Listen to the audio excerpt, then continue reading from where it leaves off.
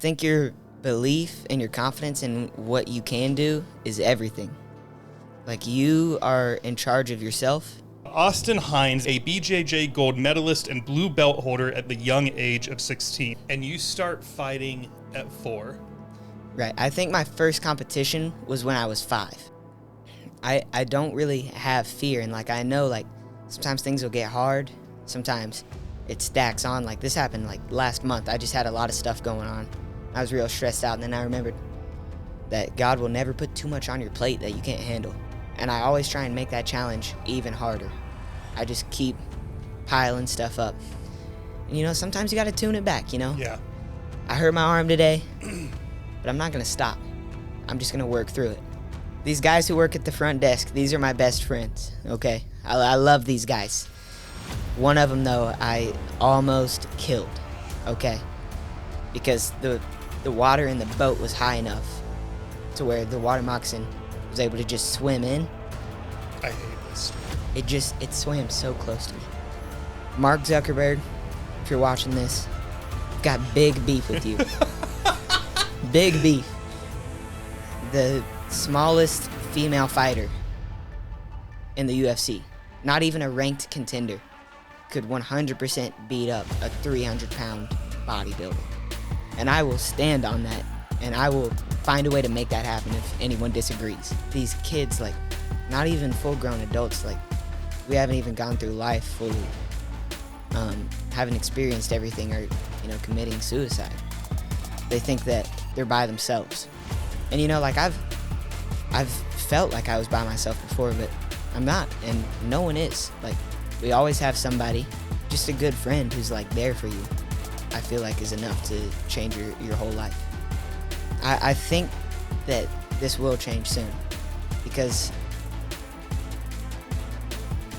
I just feel like it's not right, and I feel like if we have hope and belief that this will change, and everyone has to do what they can to help change it. We can't sit back and watch. I can't, even thinking about it right now. I want to go back. When I was 6, I was dodging lasers. I think if I can dodge a laser, I can dodge you. You're not 6 anymore, David.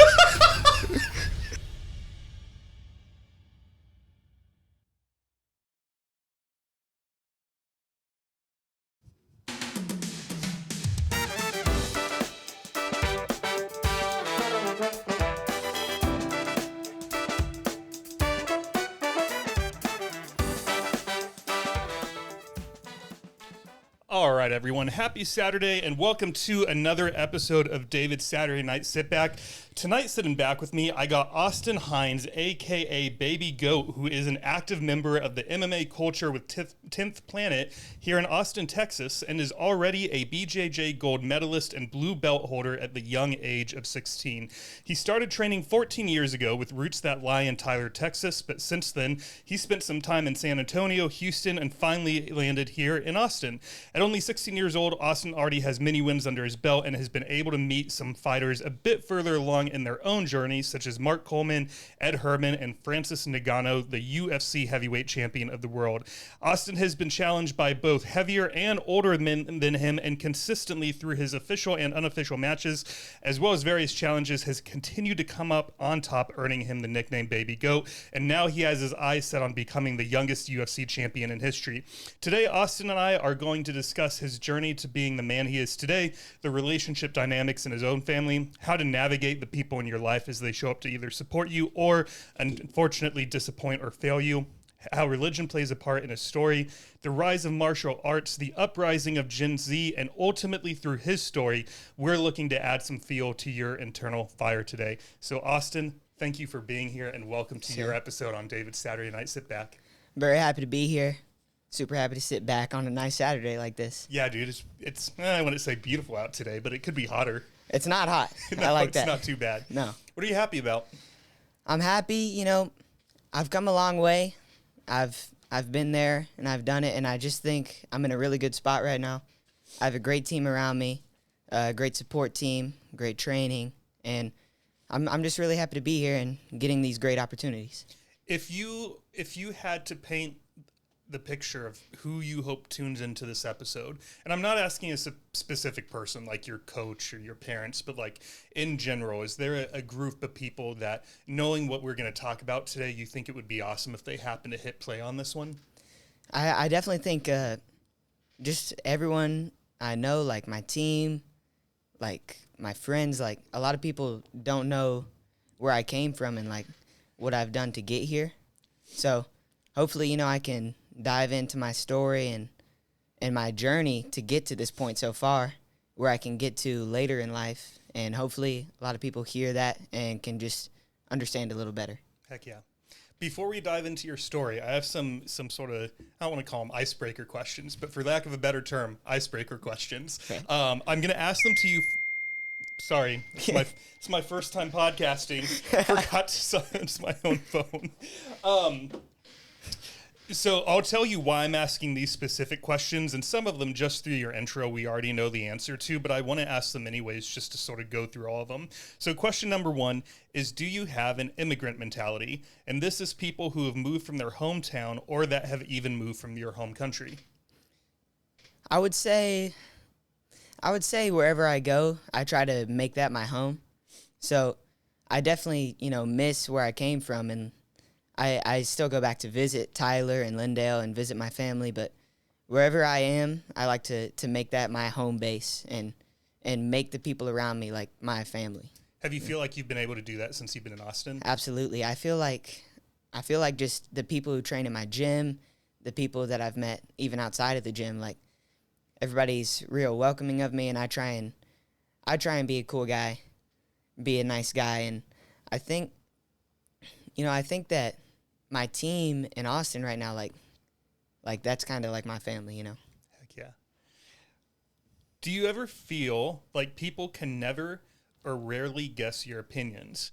For example, a boxer that writes poetry, the advertiser obsessed with the history of war. In other words, your beliefs don't line up with the stereotypes of someone who could be into bodybuilding, finance, fraternities, or in your case, the MMA. Right. I think, you know, like MMA, it's like a very deep path, and you really have to commit your whole life to it. And there's a lot of reasons people do it, but for me, like I do MMA simply for the reason that I want to be the best in the world. And like some people do MMA for money, and they want to like have fun. They don't want to work, but I do MMA just to be the best in the world when it's all said and done. I guess the answer to this question could be MMA, but did you have any weird teenage hobbies? Let me see. I really don't have any other hobbies. I think the other thing I like to do is rock climbing. When I was really young, I played soccer and basketball, but I only played that for a year. So really, it's all MMA, Jiu-Jitsu. Like that's just my whole life. If you can only give a ballpark number to this answer, that's fine. But of the 1,000 fighters at 10th Planet, do you know how many of them are 19 or younger versus 20 or older? I would say people younger, like there is a kids program, but I would say like of the people actively competing, I would say people under the age of 19, it's me and this other kid at the gym, Cruz Hooper. He's 12, and he's really good. He's coming up. So everyone else is 20 and up. So yeah, I'd say that maybe this constitutes as a unusual teenage hobby. There's some gyms, there's some places where there are a lot of teens and even a lot of like active competing kids, but those people don't really stick with it. I've seen it 1,000 times. Like just a few years ago when I was 12, I had a whole group of friends, and right now there is one kid who still trains at that gym. Like people move to different gyms or they pick up a different sport. So people like sticking with MMA and jiu-jitsu for a long time, I think it's very rare when they start young. Do you have anyone in your life where you may be mean to them to their face, but nice to them behind their back? Or vice versa, someone that you feel like is mean to your face, but nice to you behind your back? That's a good question. I guess tough could be interchanged with mean as well. Right. I like to. There's a lot of people at the gym that I kind of mess around with. Like I like to mess around with people, like be a little mean, but like everybody that I mess around with, talk trash to. Those are the people that I like the most. You know, those are the people that like I talk trash, but at the end of the day, if we're in a bar fight, it's 20 versus 1. The 1 is my buddy. I'm hopping in there. You know, I'm getting into that action. So, most people I'm mean to, but I'm also nice to. Yeah. And then people that are mean to me, nice behind my back. I can't really think of anyone. I think that there could be people the other way around, but I wouldn't know if that is the case. Yeah. Do you think there's anyone in your life who would call you for help if they were stuck in a third world dungeon or an island?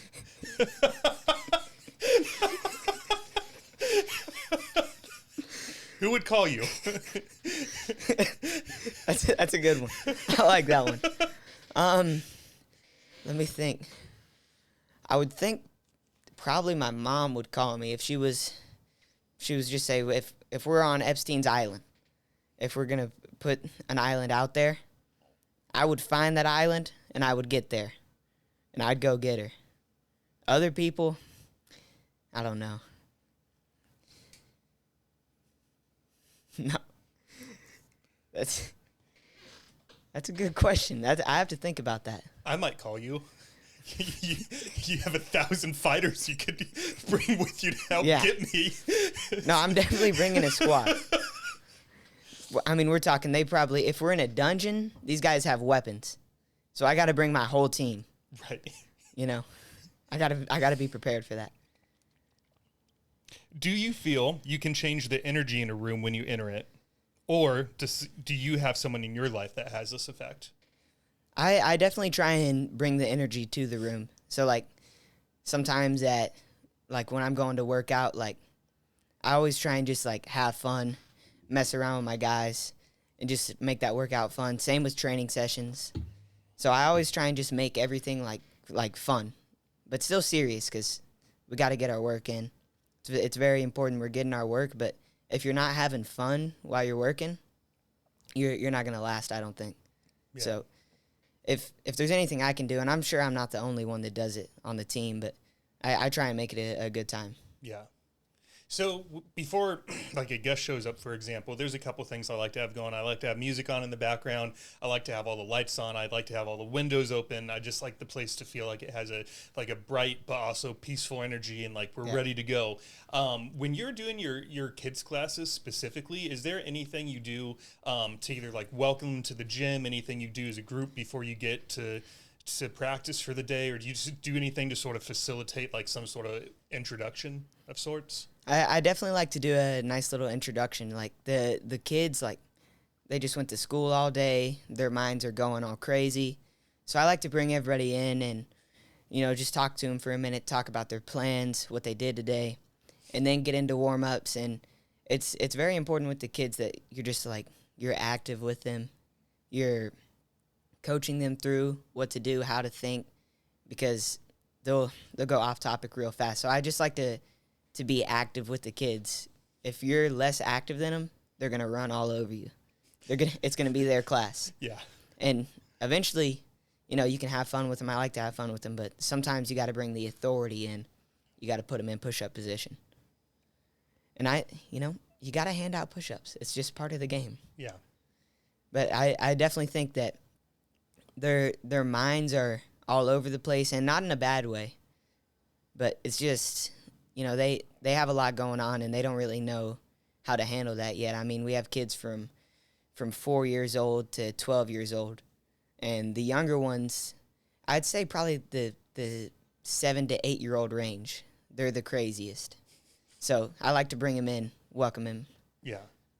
I couldn't believe it when you told me that. I'm not really in the MMA community much, so I'm probably a little ignorant to some things that you are not. But if you told me, 8 years old, 10, 12, I'd be like, yeah, that makes sense. But 4, that's wild, man. And that's so cool because, like, in my head, sort of the parallel I'll make to it is I've been going to Crux Climbing Center and doing some bouldering and rock climbing with some of my friends, and it's made me realize that as a kid, I don't feel like I was exposed to as many heights as I should have been, because I have this very illogical fear of some of these taller walls or the ones where you start crawling upside down.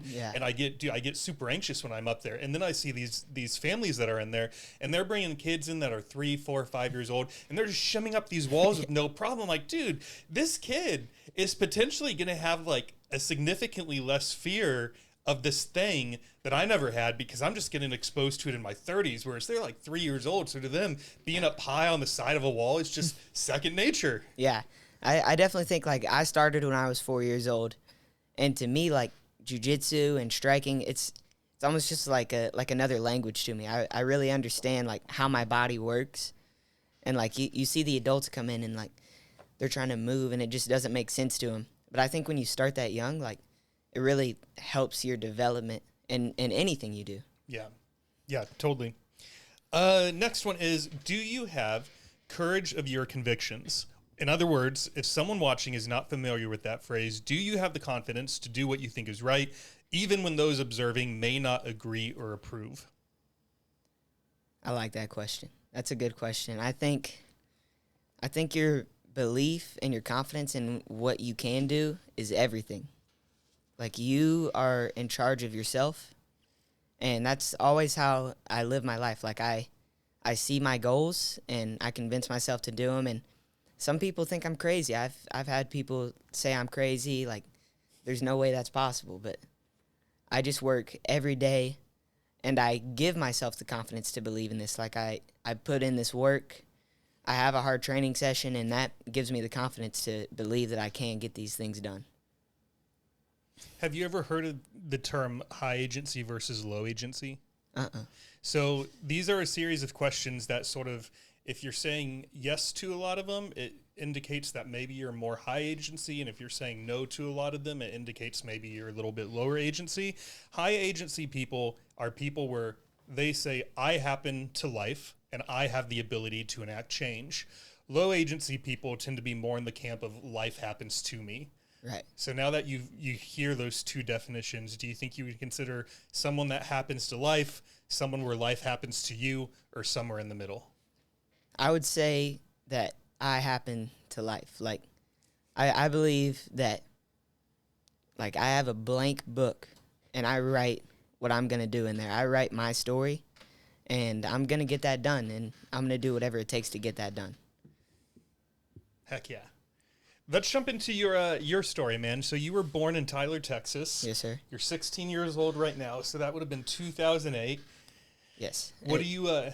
Technically 2007. I was born 9 days before 2008. Oh, cool. So the Christmas Eve? No, December 21st. Oh, okay. All right. I meant 10 days. All right. So close to Christmas Eve. You're a Christmas baby. I was due on Christmas Day, but my doctor had a golf tournament, and my mom really wanted him to do the procedure, so she just had me 4 days early. There you go. What do you remember about Kyle, Texas? I lived in Tyler until I was 11. Or Tyler, excuse me. It's okay. So I really remember a lot, like, all my training I've done there, and I've lived in Lindale, and, like, right on the line of Tyler and Lindale. So my first gym was in Tyler, and I would train there until I was about 6. But I mainly remember training in Lindale, and Lindale was a very small town. I think the population was like 6,000. Tyler has a population of like 200,000. But I mean, I have a lot of good memories there, and I feel like a lot of who I am is based off of, you know, my experiences there, the people I was around, and you know, just I mainly remember like being with my family there. Like, it wasn't a big town where like you go around and you go eat here, you go party here. It was more of just like a smaller, like, family-based town. And I spend a lot of time with them, get together on all the holidays. I say getting together on all the holidays is like my biggest memories. Which one was your favorite? Christmas has always been my favorite. Why? My birthday's right there, and I get like a nice feeling. Like even still today, like December, it's nice and cold outside, and I kind of have the feeling of like this is a happy time of year. It is, dude. Yeah. No, I already have some Christmas plans this year, both with family and for the podcast, and I always get excited for Christmas time. Nice. I'm like, it can just come sooner. Yeah. Yeah. That's cool, man. What do you have a favorite Christmas memory, Christmas food, like anything like sentimental that pops into mind as you start thinking about some of those childhood Christmases? One thing that's always been on the holidays, always been in my life, especially on Christmas, is my great-grandma, my grandma, super good at cooking, and they'll get together and just make some super cool desserts, super good food. So, just eating all of that, just getting stuffed, going to watch a Christmas movie. Yeah. It's just such a warm feeling, Well, does the whole family sort of jump in, or does great-grandma and grandma sort of take the reins on the bulk of the meal? So they would mainly do like the main dishes, and everyone else, uncles, aunts, cousins, they'll bring in any like side dish. Man, I can't even thinking about it right now. I want to go back. How big is on Christmas Day? How many people we talking? Like 10, 50, 30? I would have to say it probably, depending on the holiday, probably about 10 to 20 people. All right, it's like a small to And mid-size. this is only on my mom's side. My dad's side, we have, when we do parties, probably about 10 people. But they live in, my great-grandma and great-grandpa, they live in Oklahoma on my dad's side. My great-grandpa is 100. My great-grandma on my mom's side is 99. Holy cow. So I'm really fortunate to still have them. How are they doing?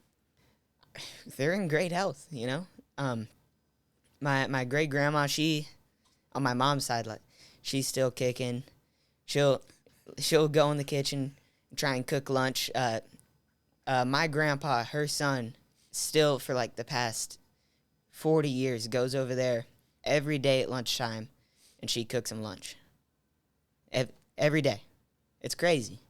And then my great-grandma on my dad's side, she's doing good. She's let me think. She's losing weight, but in a good way, because usually people, they get old, they get weak, but she's losing weight in a good way. And then my grandma, who is on my mom's side, and she still bosses my mom around. I really like that. That's good times. It makes you smile. Yeah. It's fun to like watch their relationship, because like my mom will call her by her first name, and then they just kind of joke around. I like that. Yeah. Do you have any siblings? I have a special needs sister. Is she older or younger than you? She's older.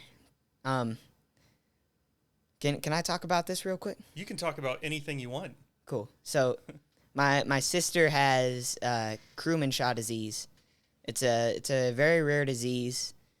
I think it's like really 1 in a million people have this, and she can't walk or talk or eat regular food like that, but she's very big on emotions and stuff, and she wasn't supposed to live past the age of 7, and she's turning 20 in November.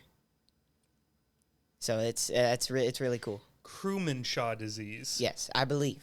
And is it when you say 1 in a million, is that like an actual figure? Or Yes. It's that rare? Yes. And is it based off, do you have any idea if is it just luck of the draw, genetics? Like how would someone get this very rare condition?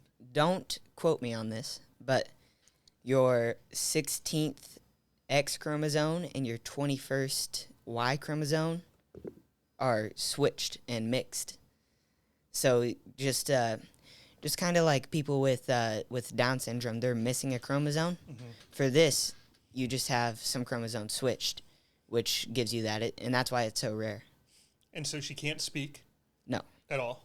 not at all. And she can't. It was speak, eat, and what was the third one? I apologize. Walk. Walk. So, I mean, she has good control over her body, though. Like, she gives very aggressive hugs. She'll squeeze you really hard, and one of her favorite things to do is clap. She'll, like, force you to clap. But when I moved to San Antonio, in Tyler, we had 2 nurses who would come by and help take care of her while my parents were at work. Because, we had to do a lot of stuff for her. She couldn't do it by herself. Right. When we moved to San Antonio, we couldn't find those people to help us with that anymore. We couldn't find new nurses for that. So, and this was really hard. We had to send her back to a town called Gladewater, which is where my grandma lives. And she lives in this facility with a bunch of other people that's like her, and like she knows them. She has a roommate. So she's having a lot of fun there, and her old nurse actually works there. So there's people that she knows there, and my grandma lives 5 minutes away. So she goes to check on her, and we get to see her like twice a year. What state is that? Is that in Oklahoma? It's in Texas. It's not on the border, but it's about 5 hours northeast of here. And you said she's pretty in tune with her emotions? I would say so, yeah. In terms of of how so? How can you tell that? Well, when she's happy, she gets really energetic, and like when she's sad, like she'll let you know. She'll sit there like this. She won't look at you. So you can tell when she's upset. And she might be hungry when she's upset. But she's usually happy. Yeah. Usually just energetic. What can she eat? So she has this special formula that I really can't tell you about the formula. I don't really understand it. Is it a liquid diet, basically? Yes. That has all the proteins, carbs, and fats, and vitamins, yes. I would assume that. Okay. Yeah. So, what's her name? Alexandria. That's a pretty name. Yeah. So it's good to see her, and it's kind of a sad thing, like that's my sister, and I don't live with her anymore. And I know that hurts me, and that hurts my parents too. So that's something that, helps me towards my goals. Yeah. She gives me inspiration, and, just kind of like a fire that burns in here, That's, fast forward a couple years, and when you are the youngest UFC champion, and money is starting to become less of an issue, and you have a bit more of it, you think you would want to try to move her closer to you Absolutely. Move closer to her, something like to that effect? Would that be pretty high on your priority, bucket list, you would say? Absolutely. Just to get her the right people that can help take care of her, and just, get her to move back in. And, I would use my money. I'm not going to go blow it. Use something to make stuff better. Yeah. So you're growing up in Tyler, not Kyle. Right. And you start fighting at 4. Right. I think my first competition was when I was 5. It was when you were 5. And do you remember, did your parents put you in class, or were you asking for this? So since probably before I was born, my mom and dad were really big UFC fans. So when I was 4, and since I was born, I was watching it. And when I was 4, my dad said he would take me to a class. And obviously I wanted to do that. So 4 was my first class. I started on my 4th birthday. And so he put me into it. Do you remember that year by chance? Or is it a little foggy at this point? I remember moments at the old gym. I remember, and it's just crazy, just clips of the things we did. I remember hitting the bag. I remember doing our warm-ups. I remember my old coach touched my dad's hitch on his truck. It got super dirty, and he chased me down with it. Just a very random memory. Yeah. But I feel like those years were definitely important for me. And were you Were you homeschooled back then as well when you started, or did you go to like a preschool or a kindergarten of some sort? So I went to public school until 5th grade. Okay. And then when I moved to San Antonio, I did like 10 days of 6th grade. I didn't like it anymore, and more opportunities to train, so I decided to go to online school. Why didn't you like it? It was just like a lot of like stress, and I think at the time I might have had a little separation anxiety with all that moving, and like at that point I only had my mom and my dad as the people I knew in the city. So I think it was just like I was just freaking out the whole time I was in there. And then my mom asked if I wanted to do online school. She found a Christian online school that goes from kindergarten to 12th grade. I was like, I want to do that. There you go. What's it called? It's called Enlightium Academy. Nice. What did that freaking out look like? Do you remember? I would have to say I was just very like nervous the whole time, and like I would go in the bathroom, and I was 11 here, okay? Sure. I would shed a few tears, okay, and just like I was just like stressed out, and then I have to go to this next class. This school was way bigger than the school in my small town. Just all these people I don't know. When I go to the next class, they introduced having new classmates, and I didn't like it at all. Oh, sorry. How big? Do you remember how much bigger the school was in San Antonio than your school back home was? Roughly. I would have to say I went to school in Lindale, and it was a big school, but the school in San Antonio was just like it had a whole outside portion to where for like music class, and it had all kinds of classrooms and it's all really kind of a blur, but I remember it being like scary how much bigger it was. It's funny, we had sort of an opposite reaction to something. I grew up in a private Christian school that was like 300 to 350 people between the freshman and the senior class. So each class only had like 80 something odd people in it. And then my senior year, I really wanted to go to the local public school. Mm-hmm. I was able to convince my parents to let me. There's 3,000 people at the school. So my graduating class was like 800 people, something like that. And for me, the way I looked at it was I was like, look at all these friends that you could make. Yeah. So it's funny how we react to these situations differently. I feel like if I went to a public school right now, I would be able to make friends like much easier. I think like in the past 5 years it's been. In the past 5 years, like my social skills has gotten a lot better. I feel like if I went up to somebody, talked to him for a couple minutes, I got a new friend right there. Yeah. Do you approach strangers very often? Even if it's just like you're standing in a long line at the grocery store, or you're working out right next to each other in the gym, or something like that, where you're already in like very close, convenient proximity. Will you strike up those conversations? I like to like talk to people like, I don't know you, but we're standing in this line. Something just happened. I'll bring it up. I'll talk to you about it. And I think I feel like that's kind of changed in the past couple of years. Like when I was younger, I remember everybody like just communicating at the grocery store or something. And now in the apartment complex I live in, I see one of my neighbors and I wave to him, and they go inside their apartment. Oh, boo! It's a weird thing, but I always try and be social, especially at the gym. If there's a new guy there, I'll just talk to him about the gym. Yeah. They probably love that, especially if they're brand new, or maybe it's only like their third or fourth time visiting. Yeah. Yeah. All right, we got sidetracked here. I got us sidetracked. So 6th grade, you're 11 years old, transition to online school. Do you remember that transition being somewhat of a relief? Absolutely. Like I went from like a 9-hour school day to like 1 to 2 hours. And even now, like I've gotten better at navigating it. Like I can finish my school in like an hour or less every day.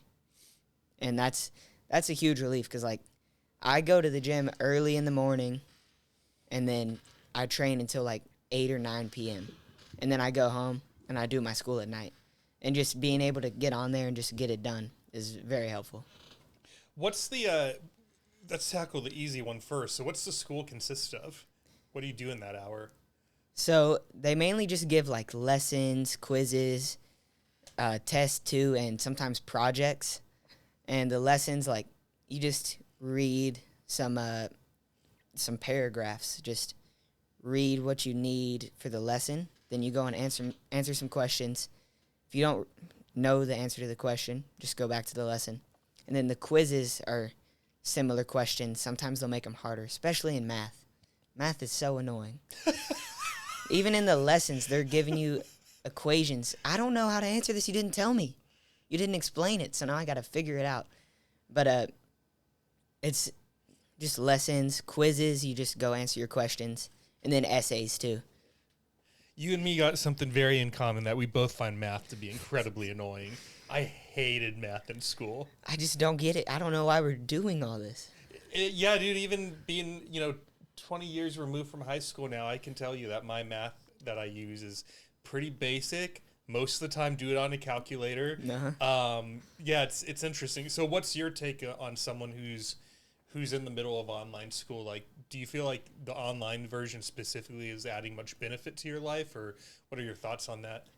I think for me personally, having this, like, just go do this online school, I don't have to mess with anybody. I just can get it done and then go do, like, all my social things. I think that works out for me. But someone who wants to do this online school, I think you definitely need, like, some kind of sport or activity outside of it, and just trying to communicate to people. I've never seen it, but I've heard about it. Like, homeschool kids are weird. Would you say that? Sure. Yes. Okay. So I make sure I'm not that kid. So I like to socialize, and I think that's really important. I agree 1,000%. Yeah, dude, I remember we went through a stint where we were being homeschooled as well, and we were part of this thing called a co-op where all the homeschooled families would get together either once a week or once a month, and we would have a day where we spent like 4 hours all together. And yeah, dude, I didn't click with any of those kids. I just couldn't. Yeah. Like, it was, I don't know if it's because they didn't leave their house very often, or maybe that once a month meeting was the only time they saw their kid. But yeah, it was strange, and I'm glad we didn't do it for too long. So on the training side, you mentioned you could be out training from as early as like 8 a.m., you said? Right. To as late as like 9 p.m. sometimes? Sometimes even later than that. What's a day of training look like in your life these days? So, being at 10P, I also have On It right across the street where I do my workouts. So I have good breaks in between every class, but I train from like 4 to 7 hours every day. But I just stay at the gym because to drive home and then drive back, it's almost like a burden because I'm going to go home for 10 minutes and have to come back, or I can just sit at this couch at the gym. So, and I bring my lunch, just hang out there all day. The people that work there are, I would say, some of my best friends right now. Yeah. And are there many other people like you who are like so dedicated to their craft that they're also basically between one of those two gyms or like that sort of area the bulk of their day? I would say in Austin that I know, like, a lot of kids are dedicated. They'll train every day, but like people that do what I do, I would say there's this one kid. His name's Jackson Glass. He's a good buddy of mine, and he trains a lot too. I think he's 8 months older than me, and he just made his amateur debut not too long ago. And I'd say we probably train about the same hours, and he just destroyed this kid. Legitimately knocked him out in the first round. So that gives me a boost of confidence too, like seeing him go do that, and I work like him too. Yeah. Of those 4 to 7 hours, how many of those are training On It, doing a more, let's call it a traditional workout, versus at 10th Planet doing MMA and Jiu-Jitsu and that kind of related stuff? So at On It, our workouts are like an hour and a half long, and I do the scheduled workouts 2 days a week, and then sometimes me and some of my buddies go over there, just hit a regular workout just to build muscle. But like an hour and a half every time at On It, and all the other time is at Tempe. Nice. It's a good amount of time, my friend. How many years have you been doing this for? 12 years. With this schedule? This schedule, I would say probably 2 years. I moved to Austin, or I didn't move to Austin. I started training at Austin when I was 13, and I got probably when I was 14, I would say, like, my dad was still driving me there, and a few people would go along with us, and when I was 14, that's when I started training, like, just all day. Drive there in the morning from San Antonio, which was an hour drive. Whew. So go there, spend all day there, and then get home at like 10:30 or 11 because it's another hour drive. Right.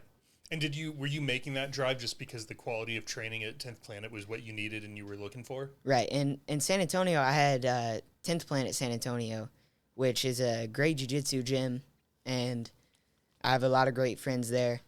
The coaches, super great coaches, but it's mainly jiu-jitsu. And at 10th Planet Austin, there's just a dedicated MMA program, a bunch of pro fighters. So that's kind of when I was thinking, like, well, I want to do MMA, so I need this training. And then eventually my parents helped me out and once again moved us all the way to Austin. That was a little over a year ago now. How do you like living here? I really like it. You know, I think in Austin there's a lot more stuff to do that I like. You know, I like to go to Zilker Park, go to Barden. A lot of good rock climbing gyms here. Mm-hmm. You know, I think that's starting to, like, get pretty popular. I think so, too. So I like to do all that, and really I mainly just train. Yeah. So it doesn't change too much. Like, I went from training all day every day to training all day every day. Fair. How does religion get weaved into your story? So I've been raised as a Christian. My parents are Christians, so I've been raised into that, and I believe just, you know, being a Christian overall just, like, helps my mental space. You know, a lot of people take these things like so seriously, but I believe that, you know, having God there with me and some of the things that he says in the Bible, like, I don't really have fear. And, like, I know, like, sometimes things will get hard. Sometimes it stacks on. Like, this happened, like, last month. I just had a lot of stuff going on. I was real stressed out. And then I remembered that God will never put too much on your plate that you can't handle. So I think that always, like, helps me just find the other side. And, you know, just having religion in my heart, just having that in my head always, just knowing, like, this is just life, and we're just living in this world for now. Like, I think that just always helps me. What would you say your relationship with God is like today? I would have to say probably, like, since I started high school, like, that's when the Bible classes were less about history and more about finding God. So I think, like, this school actually helps me find God. I would say, like, my relationship with him's real good. I've, like, learned how to pray properly. And I just think, like, when I'm doing things, I think with God in my mind. And, like, I know what I need to do. And I know if I do it with God in my mind, that I'm going to go down the right path. That's just how I feel. Yeah. Outside of praying and anything that you guys cover in school, do you dedicate any time to building your faith? I would say every night before I go to bed, I try to just, I try to have, like, a 10-minute just, like, thought, like, thinking, like, what can I do better to be a better human, to be a better Christian? And also, you know, a lot of old people say Instagram's gonna rot your brain. It's no good for you. But a lot of my Instagram is, like, stuff that teaches me about God, and, like, that helps me find faith. And I think faith is the most important thing. Like, a lot of people, like, don't trust the words of the Bible because of the translations. But I think just having faith in your heart and you're just willing to see to the other side with God. And like that's always what I try to do. And I try and make sure to find a way I can go to the other side with God and just stay with God. Recently, in the last couple of days or weeks, as you've been doing your 10 minutes or so of meditative prayer in the evening, do you feel like there's been a common theme for how you need to become a better person in 2024? I would say something I can do is just, I'm trying to be more like a man. Like, I'm trying to go from a boy to a man, and I feel like there's a lot of steps to that. There's a lot of things that you have to change, and I'm trying to just be mature. I'm trying to see my problems and just be able to get past that. And like, I know if I can just continue to get to the other side and just get stronger throughout that process, I believe God is giving me like hard challenges. Like when I ask him for strength or wisdom, he's giving me a hard challenge. And I think that when I overcome that, I'm becoming a better person. What's been the most recent challenge that you overcame? Putting you on the spot. Yeah. Sorry. Let me think. I think mainly right now, I'm trying to, become better in all aspects, and, getting through every day. Like, I have a busy schedule, and getting through every day is a challenge in itself. But I would say the challenge I'm giving to myself, I'm trying to make every day hard. Like, if I go home at the night and I think, today was kind of an easy day, and usually that's a good thing, but I don't want those easy days. So I think the challenge that I'm trying to make myself better is just making every day hard and finding things like, well, I don't want to do this class, or I don't want to go lift these weights right now. But if I do it, I'll get better. And I think that's something like everybody should do. Like, just find a hard challenge, make every day hard. And it's not easy. You have like just this path of hard days, hard challenges, and you think, I just want to rest today. Let me just take this whole day off. And, that makes, when you get up and you still go make that day hard, makes your body stronger and it makes your mind stronger. So I would say that's my hardest challenge, and I always try and make that challenge even harder. I just keep piling stuff up. And, sometimes you got to tune it back, Yeah. I hurt my arm today, but I'm not going to stop. I'm just going to work through it.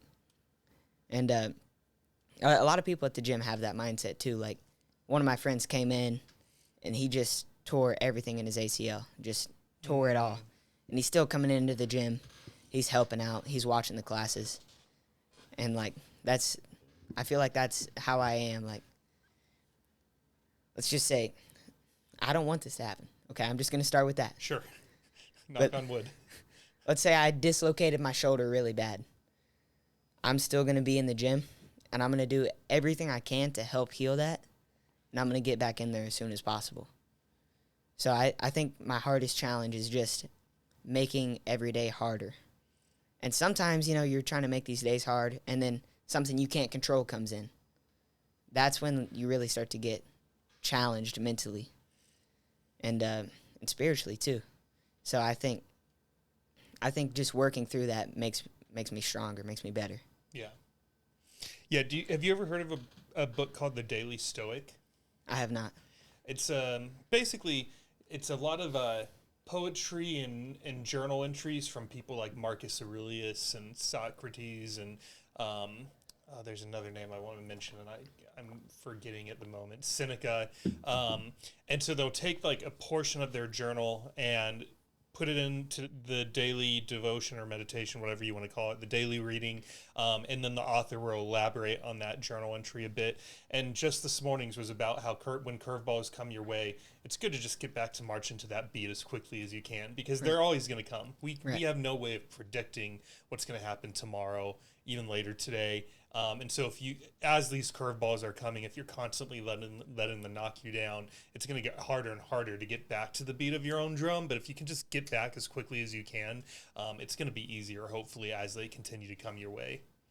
I definitely agree with that.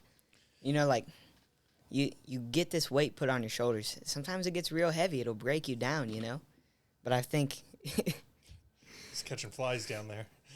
I think if you can just build yourself back up, the other side is always sunny. Then it'll start to rain. And then you just got to get back to that sunny side. What's your relationship like with nature? I would say I definitely like to be outside, except for when it's really hot. When it's really hot, I want to stay inside. But being outside's a lot of fun. I like to go swim. Like, if I'm not training and I'm not doing school, if I just have a free time today, I hit up my friends and I'm like, y'all want to go to Barden? Y'all want to go for a swim? Let's go have a good time. I like to be outside. What's your relationship like with yourself?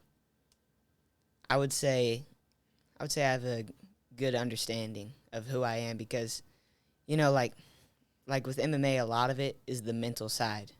So I try and, figure out what I can push myself to and, like, know what I can do. So, like, when a competition comes up, I'm always confident in myself, and I know I can go out there and do it.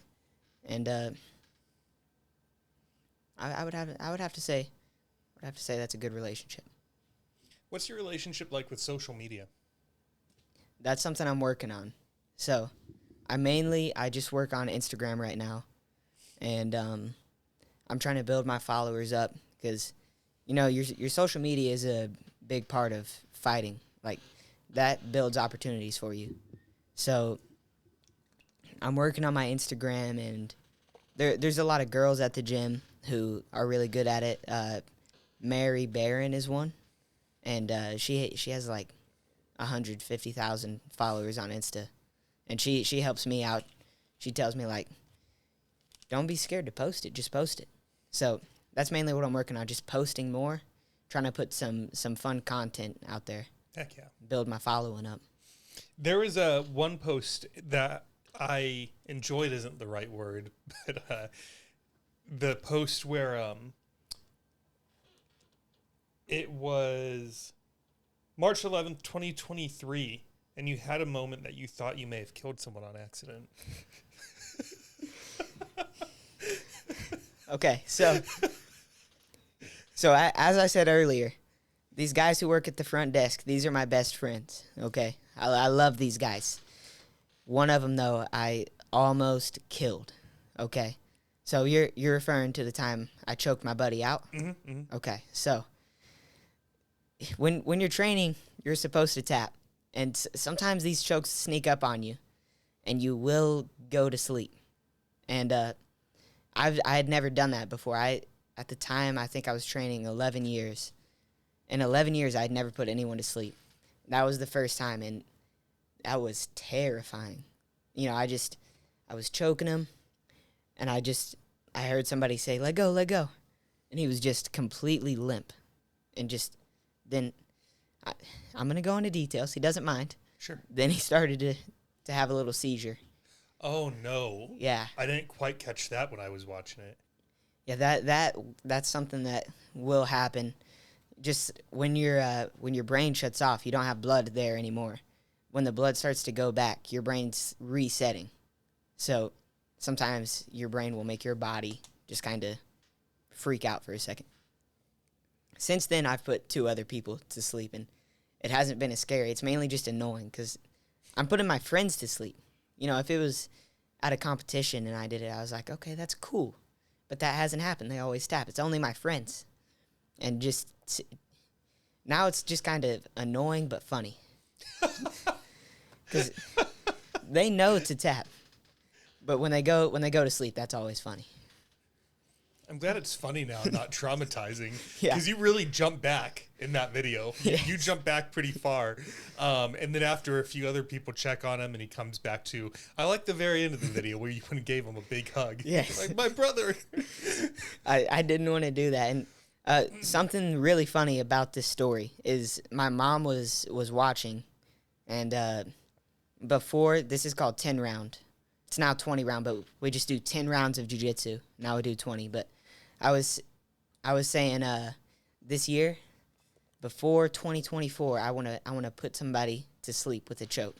And then it was one of the last rounds. I was squeezing him, and then I let go, and he's out. And I'm just going in shock. I'm like, no way this is happening right now. And why does he look dead? And he was like spitting, like. It was cool because it happened, but it was scary because I didn't know it was going to be like that. Yeah.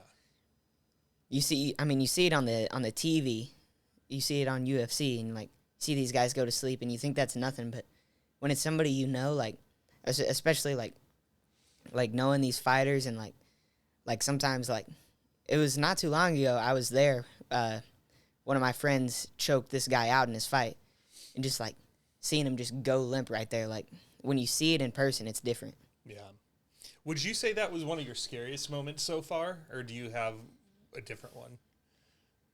I would say I was raised in a lot of like fun but intense situations, so I don't think that was scary because I knew he was gonna wake up. But there's been a lot of times I've almost died. Really? Yes. Tell us one. Okay, let me think. This is one of my favorite ones. So. My dad and one of his friends, and my cousin, we would go out, and my dad's friends also had 2 kids. These are like my best friends. I've known them since I can remember. And we would always go camp on this island in the middle of this lake. One day we're leaving, and it's just pouring rain. That's why we didn't stay the night. Usually we would camp there. But it's pouring rain, lightning's hitting the water. The waves are crashing into the boat.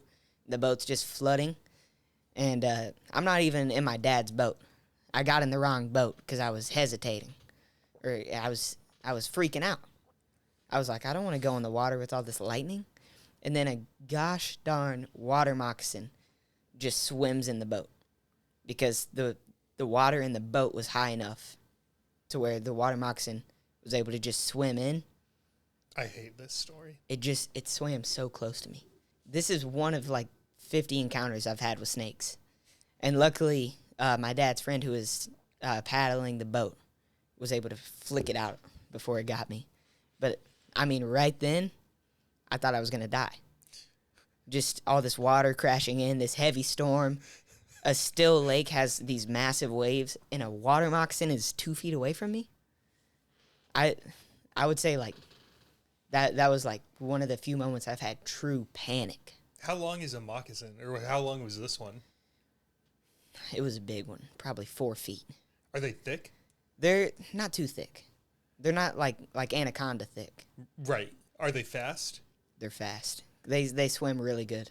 And are they? They're probably not that. They're probably pretty scary looking. Oh, all snakes are terrifying. That's a good point. Even there's a couple gardener snakes that we run into, and I have a feeling that they wouldn't be able to hurt that. If they bit them, it might not even puncture the skin. Yeah. But that doesn't mean they're nasty looking, And I don't want to touch it. They just look evil. Yeah. Yeah. I mean, I do not want to touch any snakes, and I mean a water moccasin is so venomous that if it bites you, like you're gonna die shortly. Right. And that would have been the most inconvenient time to ever be bit by a water moccasin. It's sure death at that point. Because this lake is not close to any hospitals. Like, sure death. Whew. But it's always a good time. When you have those moments and you get out of them, it's almost like you want to do it again, but you don't. Right, yeah. Because I was thinking, and in all the situations I've almost died, it's just so much adrenaline. When you're done, when you're free, you're like just pumped up. And I'm thinking, I mean, I'll jump off that cliff again. This is a different story. I just like to do crazy stuff. What was that one? What cliff did you jump off of? We were at a river, and there was like a 30-foot tall cliff next to a bunch of rocks. I should have never jumped off of it, but I saw other people do it first. I was foolish. I followed them and jumped off of there. But you get all that adrenaline. Once you get down, you swam out of the water, you didn't drown. I want to do it again. You know? Do you feel the same way? Well, how about this? I've been skydiving 7 times. 7 times? 7. The first one was pretty scary. The second one, the nerves were definitely still there.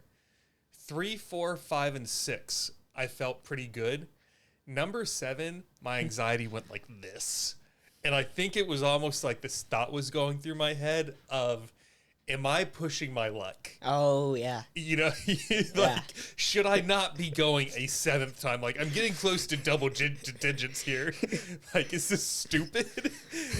So I could relate to that a little bit. Yeah. Yeah. I want to go skydiving one day. Oh, it's so much fun. Did you go solo, or you had somebody with you on your back? You have to have someone with you on your back. I want to one day, like when I'm all done fighting, hopefully I have enough money, I don't want to work. I want to go through all the classes and stuff, everything you have to do to where you can go solo. Depending on where you go, you can get licensed in 2-3 weeks. Oh my gosh. It's a matter of like 10 to 15 jumps, and just depending on how you're performing on those jumps is how they determine if you're ready or not. So, and I think it's only like a couple $1,000, so you don't even have to be rich to go do it. You just need a little bit of time, a little bit of money, and you're good to go. I mean, if I had a license to do it, I'd probably go once a month. And eventually I'd probably die. Shoot doesn't work. Or not. I mean, at this point, when you think of those tandems, the guys that are on your back, they've gone hundreds of times. That's so if true. you're going once a month, let's say you start when you're 20, you're going once a month for 10 years, you're now 30 years old, 10 times 20 is 120. That's 120 jumps under your belt. Like, I guess the risk would be if you get too comfortable packing your chute, so you do it lazily because you're like, oh, I've done this a million times, or That's the problem. 120 times in this case. Yeah, that's definitely the problem. Like, sometimes I can't even think of an example, but sometimes I'll be lazy doing something, and then it comes back and it bites me. It falls apart. That's the worst time to be lazy, though. Yeah. Do you remember how old you were when you got your first cell phone? Let me see. I kind of climbed the ladder. So the first cell phone I had, it was a phone made for kids where you can only call. And then bravo to your parents. Yeah, I like this concept. Definitely. Yeah. And then I'd say probably when I was, if I remember correctly, I was 10. I had the iPhone 6. And all my friends in the school had the iPhone 8 or the iPhone X. And I was like, I was upset, but I was just happy I had one. And then when I was 12, I had the 11. Then last year I got the 13. But now I do my own work, and I have my own money. So hopefully, and if my mom sees this, maybe this is a good way to try and talk to her. She's always said, no Samsung phones. And I like the messages on iPhone better, but I really like those Samsung phones. And if I can buy one myself, she can't deny it, right? Right. But she probably can. She probably will. When you got your first iPhone, the one where you were a few generations behind, so everyone had phones at your school? Or iPhones for the most part? Most few of Android everyone. users, or... I can't recall. Do you recall what you used it for mainly? Outside of phone calls or text messages, do you know what else, if it served as entertainment, games, apps, social media, anything like that? I'll tell you what, you reminded me of something. Sometimes I would go to work with my dad, like during the summer. He did beer delivery, and I would just watch YouTube all day. But listen, not the brainwash kind, okay? That I would watch like UFC stuff all day, like one of my favorite fighters at this time was Rory McDonald, and I would just like watch some of his fights on YouTube. Then there's this one game that I actually still play 8 years later, called Clash Royale, and like that's been probably my only phone game. 8 years I've been playing that game, and probably 2 months ago I finally beat it.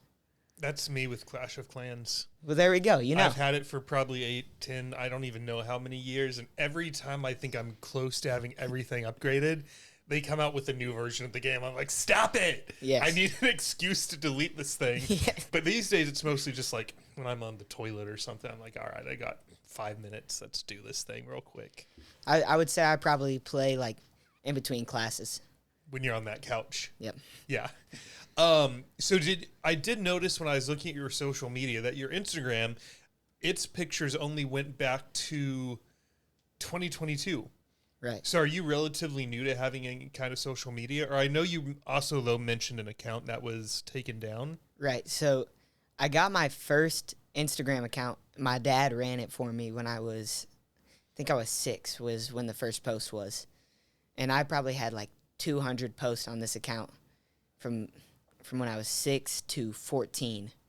And then my account got hacked. And Mark Zuckerberg, if you're watching this, I've got big beef with you. Big beef. Because we messaged him on all kinds of Mark? things. Meta. Okay, I was like, how'd that go? And everything they said was we found no activity here of a hacker. We found nothing wrong with this account, but they hacked into it and changed the password. They didn't post anything. They posted one story. They just reposted a picture of me and said something on there. I don't even remember. But that's really sad because I was hoping one day I'd make it big, and then somebody scrolls to the bottom, sees me when I was 6. But that's okay. I've built back, and it's just an Instagram. Now, do you have beef with the Zucks because you don't have those pictures stored anywhere else? Could you just, if you wanted to sort of start rebuilding the page, do you have them on your computer or an old cell phone or anywhere? All the pictures we have on my mom's super old laptop, but the Instagram that got hacked is still up. And I'm pretty sure I've screenshotted all the posts. But, I still go back there sometimes just to reminisce. Because, I can still see everything. It's all still up. Is it a public profile? Yes. Interesting. You guys just can't access it. No. Oh. No. If we could guess the password, then we could. But we're too far gone at this point. Yeah. That sucks. I'm sorry. It happens, I'm pretty sure it's happened to a lot of people. Yeah. I'm also sorry for all the dog farts today. I've smelled them. I didn't wasn't me. I didn't want to say anything just in case. You can tell when it's a dog. Well, you have a dog, so Right. you know. Yeah, I don't know maybe what it is with him today. So funny story with this candle. It used to not be here, but in episode 1, my guest came over and he started farting. Not the guest. Dad started farting like crazy. So I was like, shoot, maybe I'll light a candle or something. And then for the first 10 to 20 episodes, every time someone came over, he started farting like crazy. And even with the candle, you could still smell it. So I didn't know what else to do. So I was like, guess we just have to live with it. Finally, around episode 20, he stopped. I was like, okay, he's used to the fact that once or twice a week, someone's going to come over, they're going to sit down, we're going to have a nice little chat, and then they're going to leave, and everything's going to be fine. And I guess, Austin, something about you is stressing him out.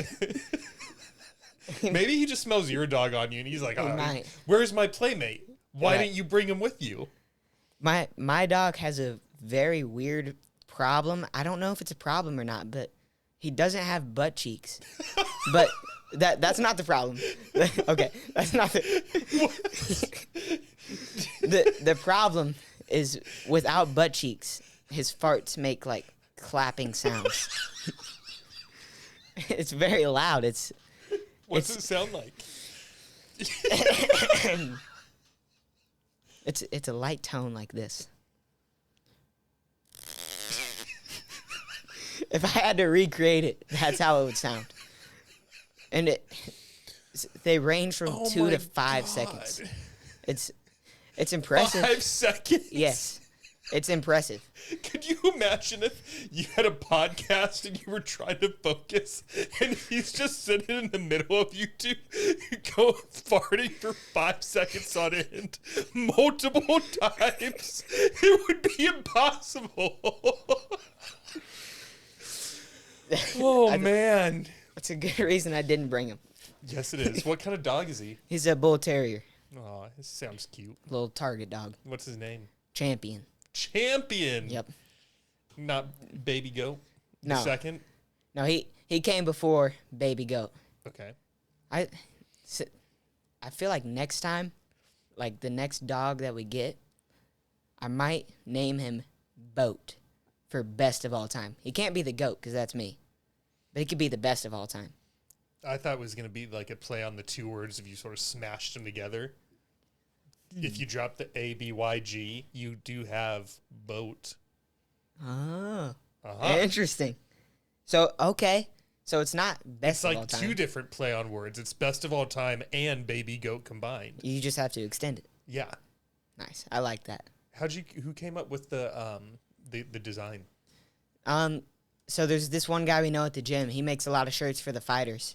And he for the front, I found this picture, and I told him to just put whatever he wanted, whatever backdrop.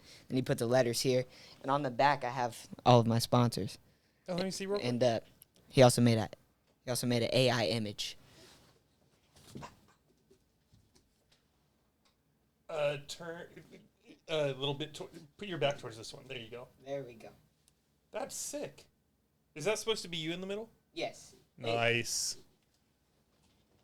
He took a picture from my Instagram, and he just put it into an AI, and it just, like, cartooned it. He AI'd you. Yeah. It made my quads bigger, so I appreciate that. We all do. Yeah. I don't think most guys would mind bigger quads in their AI image. I'm working on it. Yeah, you are. Keep it up. Keep it up. I did legs today with a hamstring focus. That was my hard thing before you showed up. Nice. It kicked my ass, man. I'm feeling it. Hamstrings are the worst. But they're so fun. Yeah. And when you wake up 2 days later and you roll out of bed and you step up and then you like almost collapse because your hamstrings are so sore, I sort of love the pain, you know? It lets you know that you're working hard. Yeah. That's a good thing. It is a good thing. All right, so back to social media. So your dad was running your account. They bought you a call-only phone as your first one. These all seem like good things. This Right. is great. What do you think about, before we get into social media specifically, one of the things you put on the form that you filled out was, I don't want to misquote you. Where'd it go? It was something about how, like, the rise of your generation. Right. I'm sorry. I guess maybe I didn't print it. But basically, what's sort of your perception on what's going on with your generation? And I know that's a super vague question. Right. But you also gave me a very vague statement. Well, so I wanted to know, just open your mind, and we can go whatever way this conversation goes. But I just Right. wanted to sort of get your thoughts on, your view of your generation and your perception of them and where you think they're going and anything and everything you wanted to share. so I believe with my generation, like, a lot of people, like, see Gen Z, that's my generation, and they see that as, like, these protesters or, like these, like, weak people, and they're not entirely wrong, because there's a lot of people in this generation that I just think are, like, maybe they were, like, raised too easy, they had it easy, and you can kind of see that in the way that they act, but I feel like there's some people in my generation that are just super motivated and dedicated to this, and, like, that's who I think I am. And there's a big difference between someone who protests, someone who goes out, eats their sandwich at Slotchskis. That's a hard word. It's a good sandwich, though. It is. Yeah. and someone who's like me, who likes to, really work hard. And I think that's definitely a lot to do with the parenting. But I would say, like, the people like me and my generation, like, I think especially in MMA, we're going to start to take over all of that. The ones who do it right, the ones who get the work done, I think we're going to go, for example, the UFC, and we're just going to kind of, like, change how people look at that. Like when UFC started really early on, no one was, like, really skilled, but back in the day, like, people saw that and they're like, whoa, these guys they're so good. But when we watch nowadays, we can tell, like, they weren't that skilled. Some of them, okay? There's a lot of legends out there. And even today, like, people are so skilled. Like, the smallest female fighter in the UFC, not even a ranked contender, could 100% beat up a 300-pound bodybuilder. And I will stand on that, and I will find a way to make that happen if anyone disagrees. I think, like, the technique that we're at now, it's on another level. And I think when my generation comes up, we're going to even blow that out of the water and set a new standard. And I want to be at the front of that. I want to prove that I'm the best. Why do you want this? That's always been the goal for me. Since I really can remember, since I chose I wanted to fight, my immediate goal, like I immediately had a mindset that I want to be the best at it. And I think that's with everything I do. Like, I recently learned a backflip on flat ground, and since then I've been learning every flip I can. And I think that's just my mindset with everything, but mainly with MMA. Like, every day I'm in the gym, I don't train to make it to the UFC. I train to be the best in the UFC. And I think even just that mindset is going to take me really far. Who is the current youngest best in the UFC? The current youngest best, like, not of all time, but current, the youngest guy. Oh, that's a good question, actually. Who is the best in the UFC right now? The best in the UFC right now, I would have to say, based off of just, well-roundedness, I'd probably say Islam Makhachev. And on, like, the top 15 pound-for-pound best, he is number one. But I think he's the most well-rounded right now. He's a... You know how old he is? I'm pretty sure he's, like, 33. Which, for MMA, it's like, you're still young, but in 5 years, you're going to be old. Which doesn't really, like, in life, when you're 38, you're not old, But in MMA, once you're 38, people start to look over you. They think you're done. Out of your prime. Who did you say again? Islam Makhachev. AI agrees with you. Nice. I don't know how that makes you feel. I'm pretty sure they're basing that off what I said. Right, because my phone heard you. Yes, through the microphone, too. Right, and then it was like, oh, just throw that name in there real quick. Yeah. Do you have you guys, you and your coaches or your mentors timed out? Is there any way to sort of have some sort of trajectory where, like, by 17 you want this, by 19 you want to be doing this, by 22 you sort of want to be in the... Can you do that, or is it not that streamlined of a process with fighting? So, it's kind of luck of the draw, but depending on how good you are, your chances get higher. So, when I'm 17 is when I'm going to be old enough to fight. So, 17, early in the year, is when I'm going to have my first fight. And we're just going to try and build on that. And depending on, how I finish these guys, what kind of statements I make and, like, the reach I get, the outlook I make, that will, like, reflect on my whole career. So, like, every step of the way is important to me. And a lot of people say, like, for the amateurs, like, that career doesn't matter. But to me, every single fight is the most important fight. And I haven't even had any sanctioned fights yet. So this first one, and just a few months now, is very important. And then the next one is very important. I have to try and make myself look as good as possible so I can, get eyes on me, get the important eyes on me. And hopefully, my goal is to be in the UFC before I'm 20.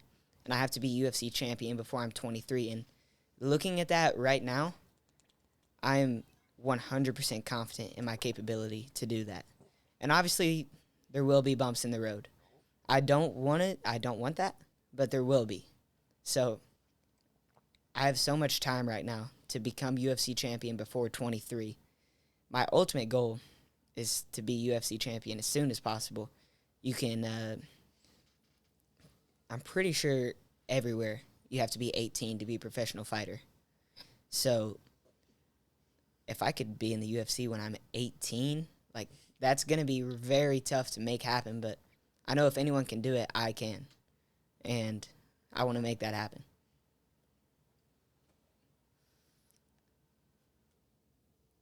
You have a very resolute belief in yourself. You think it just comes from the hard work, the repetitions, and sort of proving it to yourself over and over? Because let's say I was making the same claim, right? Right.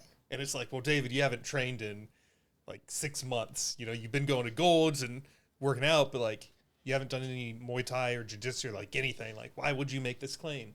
Right. Do you feel like since you've just been making the reps for so many years, you've sort of built this foundation of belief for yourself that you feel like you can stand on at this point? Or is it partly from God? Is it partly from like a good role model from your dad? Is it all of these things combined? Is it your coach? Is it 10th Planet? Like, you seem like anyone can say anything, but when you say it, I believe you.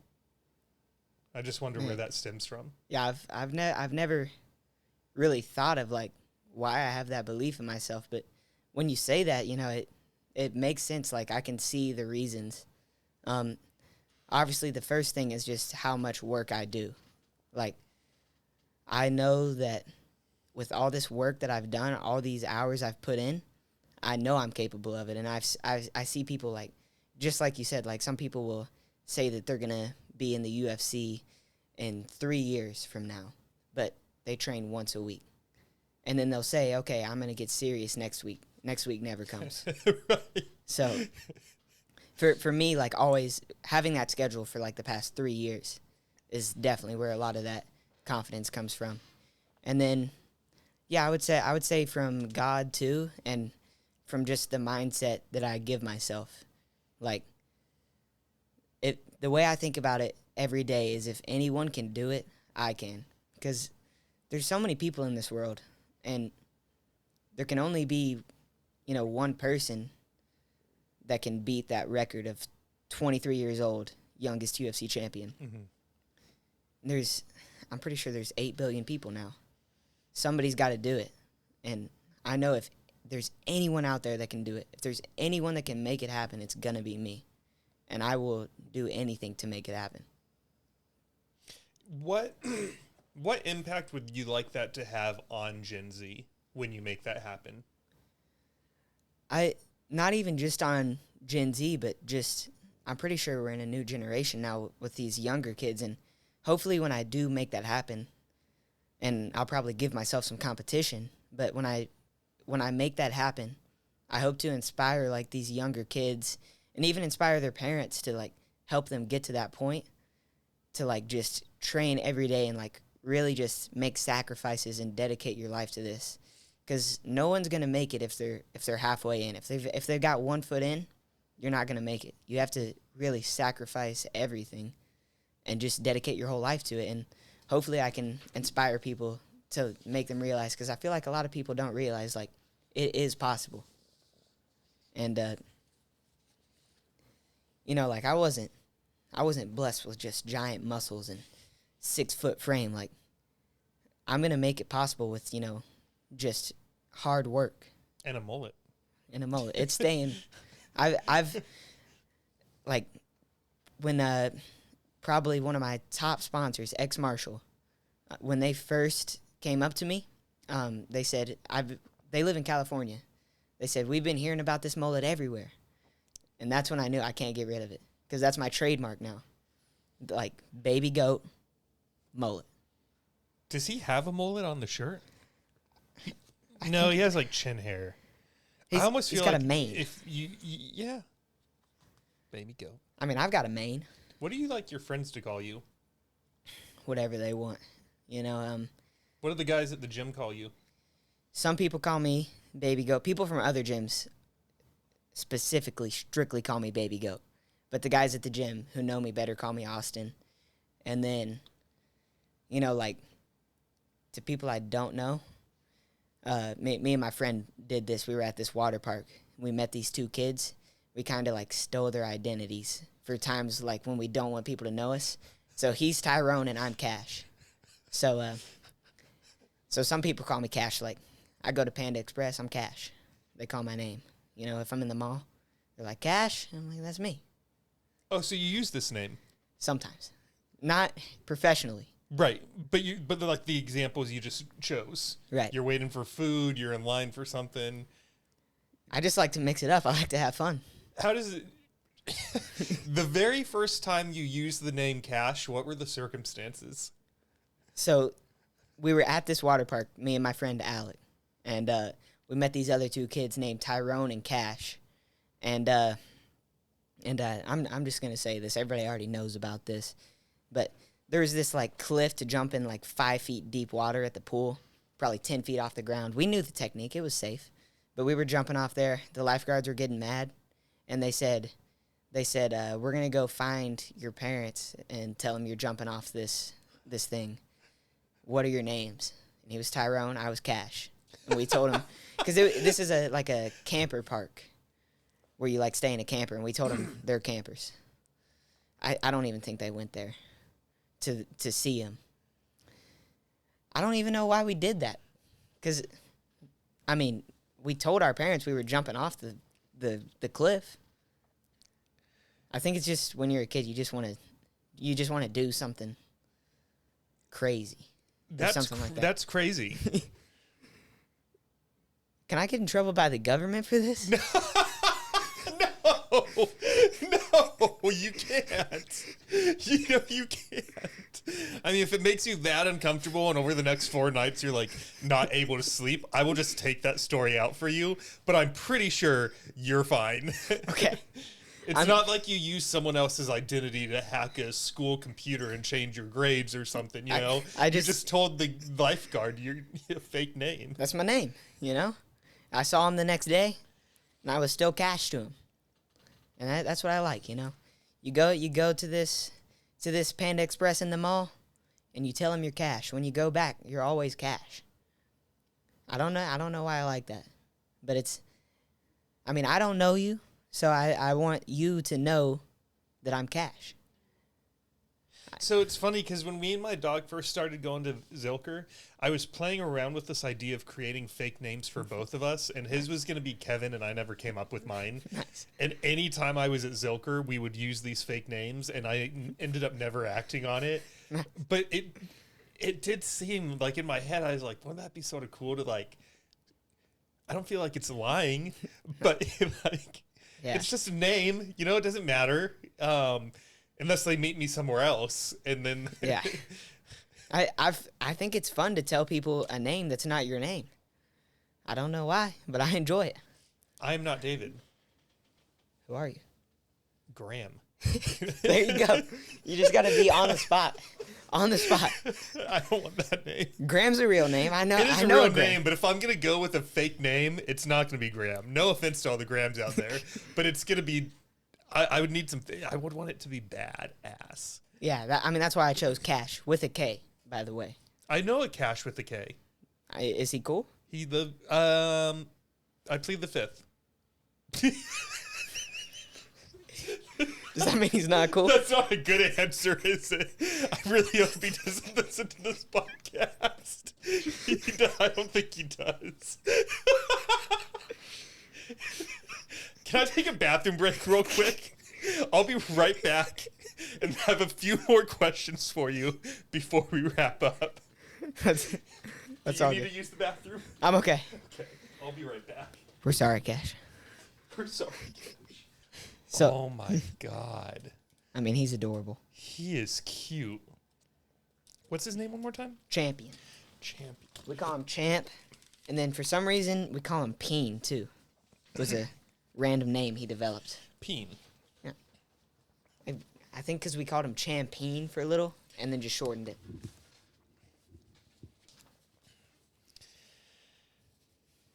So you, to move away from the cash comment, I'm going to call you all three. Is that okay?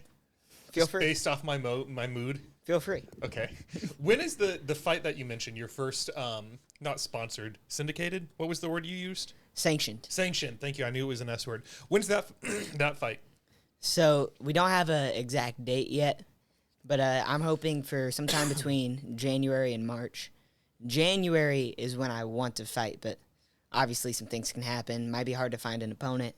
So January is hopefully the month, but I would say 100% before March. Between March and January. Okay. I'm real excited about that. You ready? Absolutely. Fuck yeah. I mean, I've been doing this my whole life. Like, these guys I'm going to be fighting, like, these are amateurs. They haven't done this like me. Yeah. And they don't do it like me to this point. Like, y'all have a job or y'all have a family. You know, like, if it's an adult, he probably has a family. If it's another kid that's my age, he probably has a job at that point. Like, y'all have all these things to worry about. A kid my age, they're still going to school. Like, For an hour a day. it depends. They might even go to public school. So I think, like, that'll be a big difference. And obviously I'm not going to overlook anybody. Every fight I have, I'm going to see that as my hardest fight.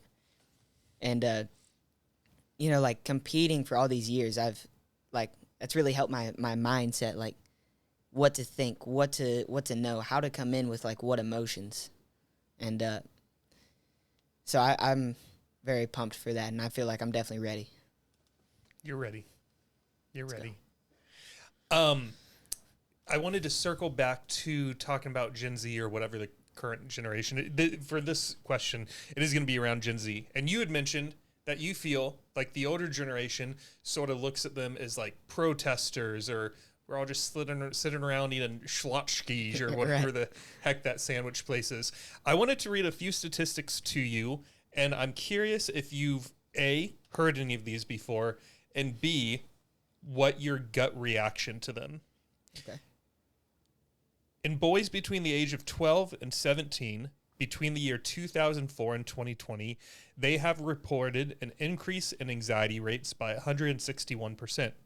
In boys between the ages of 12 to 17 years old, between the age of 2004 and 2020, the number of ER visits specifically for self-inflicted harm has increased by 48%. In boys between the ages of 10 to 14 years old, between the ages of 1982 and 2020, suicide rates are up 91%.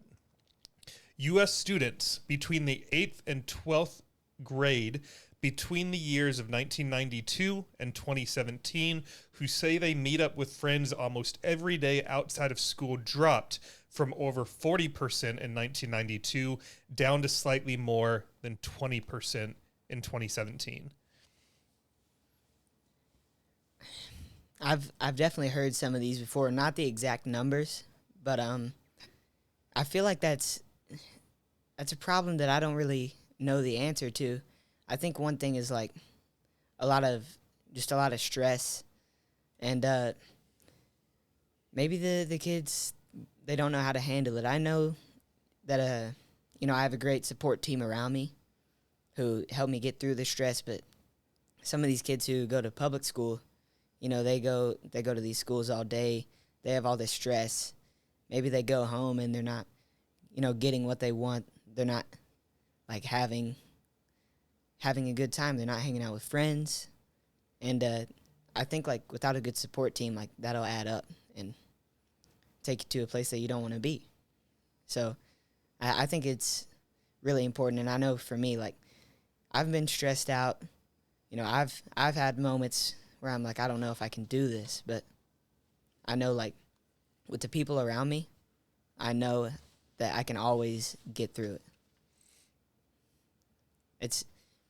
It's not a good problem to have, and I wish that there was something we could do to where, you know, these kids, like not even full grown adults, like we haven't even gone through life fully, haven't experienced everything, or, you know, committing suicide. I definitely don't like that. I don't like it either. And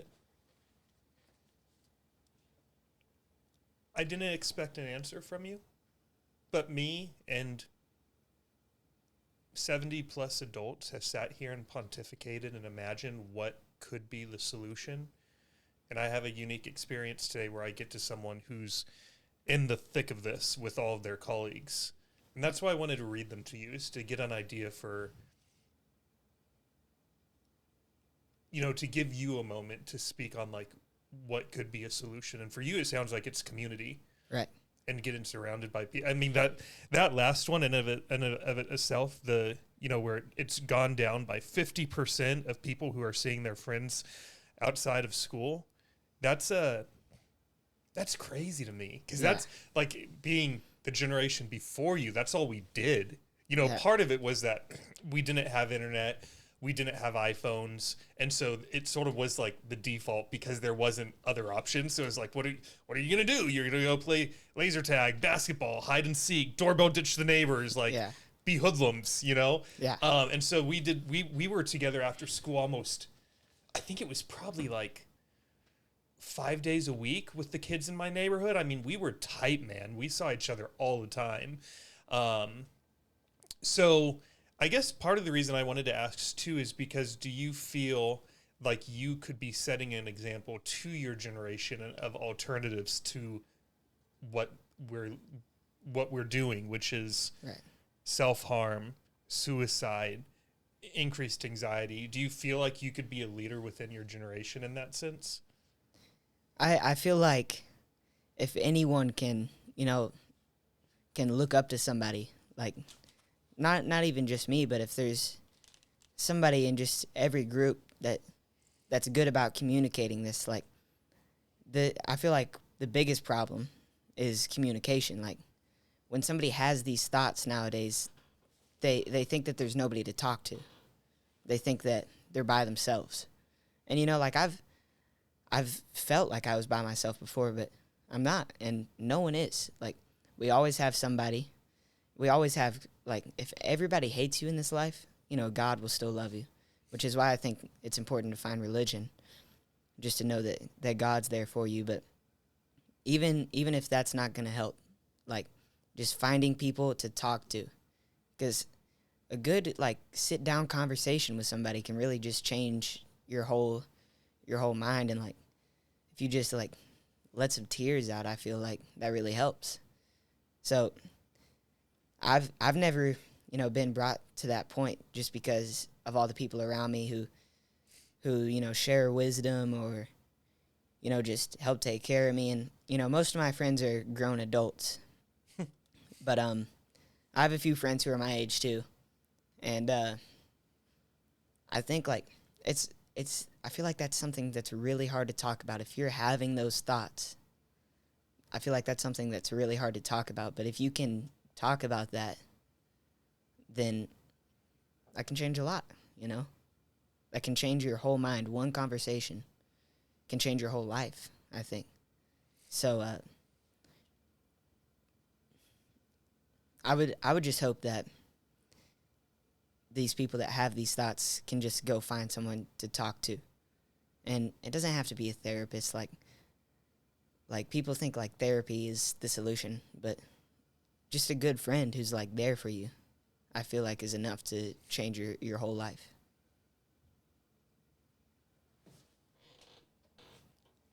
Do you think that we, and I don't mean we as in like you and me and other podcasters, but like we as in all of us, the people in these statistics, we can turn these numbers back around and get them going in the other direction? Absolutely. I think, like this country's statistics have changed so many times. I believe, like, even in the Great Depression, there was a lot of suicides. And I believe that one day that this will turn around and we won't have this. But, I mean,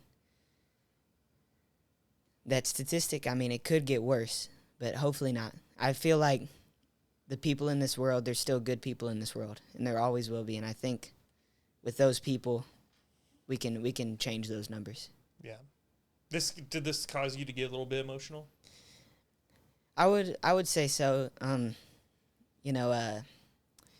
of my friends, one of my old training partners, back in Tyler. I never knew what was going on with him, and I mean, when I still lived there, you know, he was always in great spirits. He had a loving family, and I think I still lived in San Antonio at the time. I heard that he committed suicide. And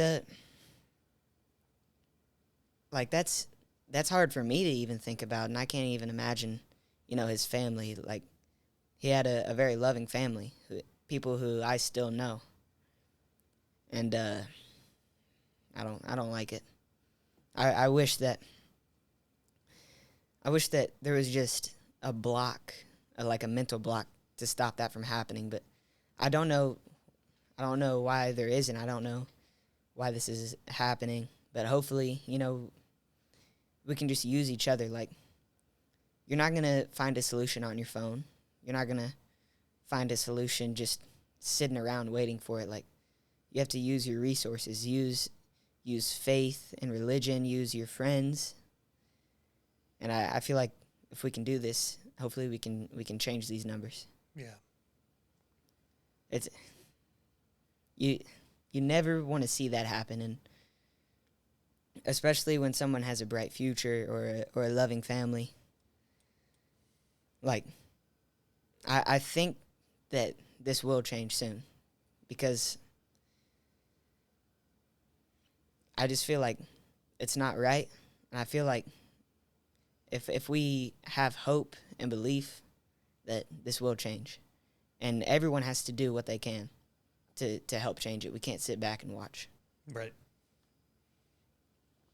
Yeah, one of my guests, I think it was Scott Mackey, who is an author, and he said that sometimes when we think about change, we think about it as this really big thing where we have to say, like, all right, 6,600 people under the age of 24 committed suicide in 2021. How do we get that to zero by 2025? And he's like, that's too big, right? That's like, right. That's the dream. That's the goal. That'd be great. But also, like, you, me, every single fighter at 10th Planet, like, if we all got together, even that wouldn't be enough to, like, turn that around, you know? And that's probably 1,000 pretty solid men and women right there. Yeah. So he said, you know, really you have to look at start with, like, your friends and family, your closest circle, and, like, check in with all of them. Like, see how they're doing. Maybe even, you know, try to grab them in private and be like, you know, we've never had a deep talk, and if life is perfect, that's great. But, like, I've never sat down and asked you, Austin, like, how are you? Is there anything that's been stressing you out? Like, what can I do for you, brother? You know, and if there's nothing, cool. I just wanted to make sure I checked.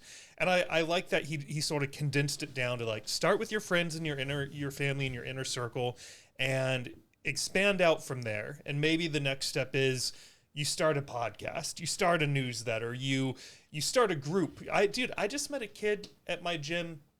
What's today? Saturday. Yeah. I just met a kid at my gym on Thursday. We were working right out next to each other in the dumbbell area. And one of our friends, mutual friend, came over and talked to me for a minute, and then talked to him for a minute, and that friend left. And the guy I never met turned over to me, and he's like, oh, you're friends with so-and-so too? And I said, yeah, that's my homie. And he says, oh, cool. And he shook my hand and introduced himself. And he started telling me the story about how when he was 12 years old, he was selling his first set of drugs. He sent alcohol by 14. He was arrested 4 times by 16. Now he's 18 years old, and he went to a few AA programs, but he didn't really like them, and he wanted to sort of create his own little more Christianity-infused AA type group, but with a different name, because he didn't like Alcoholics Anonymous, because he felt like teens would shy away from that. And he has a group of about 10 to 20 people that meet on a weekly basis right now, who are all trying to stay clean of alcohol and drugs. They're only 18 years old. Like, even that made my fucking day, dude. It's like, this is, sorry for the language, I don't know if you curse that much or not. I don't, but I'm okay with it. When I get excited, I say the F word, but that made my freaking day. How about that? That this young kid, like, has so much life under his belt already, and now he's harnessing the skills that he's acquired through 6 years of maybe not so great adventures to turn that into something good. So as you guys have listened to this episode, I just hope, like, think about that. Like, you know, he's just impacting 10 to 20 people, but as they're changing their lives, if they're impacting 10 to 20 people, this will hopefully have a ripple effect. And maybe in 2027, 2028, 2029, we will be down to a minimal number of suicides in young people. Yeah. And I feel like I've seen a statistic. I didn't pull it up, but I've heard that most of suicides are men. And I think that there's this concept out there where people think, like, we have all this stuff going on, all this stuff that hurts, and we want to hold it in. And, like, we don't want to cry or, like, show that like, we're sad. And I feel like not even just crying by yourself, but, like, finding someone to talk to and just talking about what's going on and how you feel and just letting those emotions out. Because those emotions, I feel like, is what drives people to hurt themselves. Mm-hmm. And you just need to let it out. And obviously, it's hard to do. And we can't just go up to somebody who's having these thoughts and say, just release all this. Just let it all out. We can't just, it's not going to work that easy, I don't think. I almost think that the person who's going through it might also need to be the first person to take the first step and find that person and say, hey, I'm struggling with something, and I was wondering if I can bend your ear on it. Yeah. And there's people out there, at least, like, all the people I know, if I ever have something to talk about and I ask them, like, can I talk to you for a minute? They always take the time, and we have these conversations. And if everyone who has these thoughts can find somebody like that, then I think we could see a change. Yeah. There's someone. Yeah. Might be a mom, dad, aunt, uncle, cousin, best friend, coworker, someone in your life where you know you can bring them your truth and they will listen without judgment and they'll listen with love. Yeah. And I think that's at least one of the solutions. Baby goat. We talked about your history. Right. We talked about your goals. We talked about religion. We talked about Gen Z. What did we miss? I mean, we really said it all, you know? Yeah. I've had a long journey to get here. And, you know, I'm happy to be here. I'm happy to be at this point in life. And I'm happy to be here on a Saturday, sitting back, talking with the one and only David. You know? The one and only baby goat. Let's go. We actually recorded on a Saturday. I love it when that works out. Uh-huh. We have a tradition on this podcast that I've been trying to be consistent with, where I take questions from other podcasts that I really like and ask them to my guests to see how you would answer. And, actually, you know, this is a fun one because this might be you in 8 to 12 years. What would you do all day if you didn't have to work? Ooh. What would baby goat do all day if he wasn't training and teaching and studying? I think one day, like, when I'm done fighting, I don't think I'm going to be training anymore. At least not too actively. I'm going to have to train. It's my whole life. Right. So maybe open my own gym. But, I mean, throughout the day, I would hang out at the house. If I got the money, I'm going to get smoothies, going to get ice cream. Probably going to put some pounds on. Yeah. You know? I'm going to eat all the food, just eat all day till I can't eat anymore. And then I'll be ashamed of myself, and I'll have to go train again. That'll be my life again for at least a couple months. And then it'll probably just be a cycle of that and having a lot of fun. Hopefully, by then I have a few toys, like little like Polaris Razor, little dune buggy. Yeah. Just, I would say stuff like that. Just some crazy stuff just every day. I have to set my mind on something. So, like, I would have to find something, like, I got to get better at gymnastics or something. But I don't think I could ever just, at any point in my life, just sit there on the couch and just have nothing in my head, no goals. Right. So probably, let's say I'm 42. I would say throughout the week, have a good time. We're not having to work. We're just having fun. And then during the weekend, just do some crazy stuff. Go jump off a cliff. Maybe skydive. Maybe we'll get that license. Yeah. You know? Swim with sharks? Would you ever do that? Never. You want to? Never. Too many encounters with water moccasins. Sharks are terrifying. And listen, I know some sharks, they're not just going to come out and attack you. I don't want to be in the water with the shark. Even if I got the cage. You ever watch Jaws? I've watched Jaws. You know my favorite shark movie, though? Deep Blue Sea. Nope. You're never going to guess this. And a lot of people don't like this one. Any of the Sharknadoes. That's your favorite? Yes. Why? It's just, it's a tornado with sharks in it. All these people are freaking out. We're on planes. We got sharks just coming down. Shark out of the tornado biting you. And CGI's terrible, but I've just always liked those movies. I can't tell you what's so great about it. I can just tell you that of all the shark movies I've watched, like even today, if I see Sharknado on one of the streaming services, I'm going to watch it. It's an all-time classic. I wanted to give you one that was on, that I watched on Hulu recently, and if you just put in shark, it doesn't come up. It's good. It's under a year old.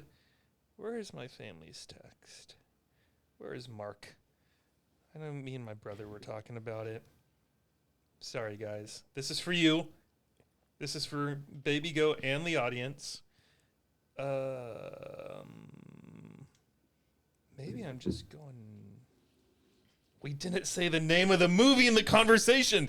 There's a new movie on Hulu. It was great. Nice. Not as good as Sharknado, probably. Probably not. But I was highly entertained by it. Did you see The Meg? Oh, yeah. What I like think those. of that one? I feel like in the oceans, and I train at 10th Planet. I've got a lot of conspiracy theories, okay? But I feel like we haven't explored too much of the oceans. How do we know the megalodon's extinct? How do we know it? We don't. That's what I like about it. We can't even find MH Flight 370. But that's by design. That's by design. Maybe the Meg has not been found by design. Maybe the United States has all the Megs, and if all the other countries in the world team up to attack us, they're just going to release them and let the carnage begin. On the news, they're going to be freaking out. These sharks are helping America. Destroying the other freaking boats. That'd be sick. That would be a sick way to take down your enemies. What's your favorite conspiracy to let live rent-free in your head these days? I might receive a lot of hate for this one, okay? Listen, I'm okay either way with if it's round or flat. But I like to believe the earth is flat. Why? Okay. I'm just gonna state one reason of why I believe the earth is flat. Obviously there's a lot of things I could say, but this is like my main go-to. I feel like just based off of gravity, we have this round earth, and the pulse of the moon and this gravity, it's all strong enough to hold all this weight of this water in, a unmeasurable weight of water. But yet, we can jump, planes can fly, we can climb up these ladders, butterflies can fly. I feel like if this gravity was holding in all this water, would we be crushed? The earth is spinning so fast we can't feel it. Maybe I'm crazy. I've just heard this from the people in my gym. Eddie Bravo, shout out. Either way, I'm okay with it, but I like to believe the earth is flat. What are your thoughts on this? And you really believe this? I would say if you... I mean, this will make for a great clip, so if you're just doing this to try to boost the pod, like, I'm grateful. Listen. If you're to say the earth is flat, or the earth is round, I'm not going to sit here and argue with you. But at the end of the day, when I go to sleep on my bed, I think I'm sleeping on an earth that's on a flat plane. How about we'll settle it this way?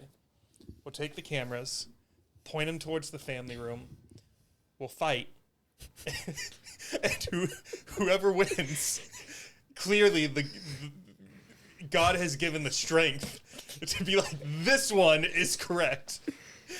And then the world, at least the audience of David Saturday Night Sit Back, will be like, all right, well, guess the earth is blank. I mean, if you're up for it, I'm ready. I'm ready. This is a little 16-year-old. I'm using weapons. Been fighting for 14 years? What does that even mean? You were like 1 year old. You weren't fighting. You're playing. 1 through 7 doesn't count. You weren't doing anything. I don't disagree that it doesn't count, but it counts for something. I was there getting it in my head. But, like, really, I feel like later on is when I started to really pick up my technique. When I was 6, I was dodging lasers. I think if I can dodge a laser, I can dodge you. You're not 6 anymore, David. No, that's true. All right, well, now I have to ask, what's the second favorite conspiracy theory that's living rent-free in your head right now? Because the first one was just so good. Right. I need to know what the runner-up was to Flat Earth. Let me see. I think that perhaps the higher-ups in the world, I can't put a name on them, but I believe the higher-ups, I don't know when you get this, I think they're drinking baby blood. We're going to take it in seriously. You're talking about, like, the Illuminati. Yeah. The powers that be. And maybe even these people that we see, every day on the television, on news. Maybe they're drinking baby blood. I don't know why. I don't know what it gives to you. But I have a hunch that there's just some evil stuff going on in this world. And that's the evilness. Drinking the blood of babies. Picture it. Are you picturing it? Yeah. What do you think?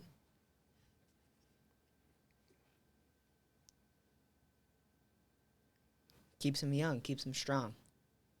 So Biden isn't part of this group then? I would put him in the group. He's not young. He's not strong. But he's alive. Yeah.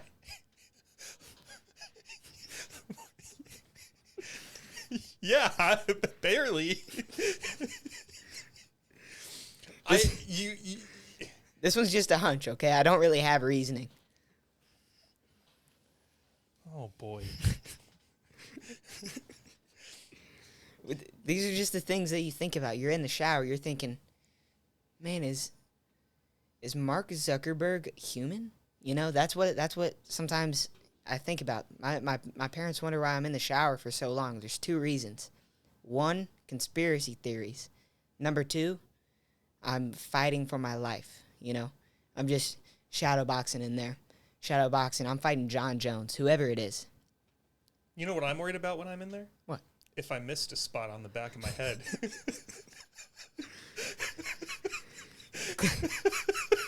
For me, cleaning is on the back burner. I've got other things to do first. I've got to become champion of the world before I can wash my hair. You're not going to wash your hair until you become champion of the world. Oh, well, No. You just said it. You don't have time. That's going to smell so bad 7 years from now. No, and I wash my hair every shower. Visions. And what? You're just saying words now. I'm envisioning myself becoming the champion. And then once I've, in my head, I've accomplished that for the day, then I go wash my hair. Am I crazy here? No. How long do you take a shower for? 8 to 12 minutes if I'm shaving my head. Man. Me personally, I'm going 45 to 60 minutes. 45? No wonder they don't have clean water in Africa.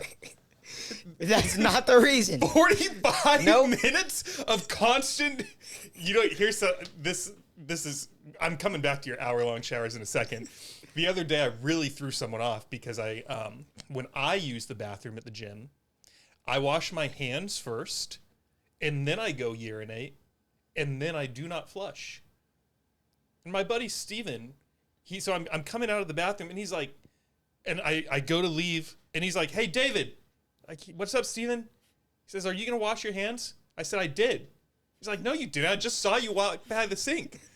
And I said, "I washed them before I went in." And he said, he was like, "Well, why would you do that?"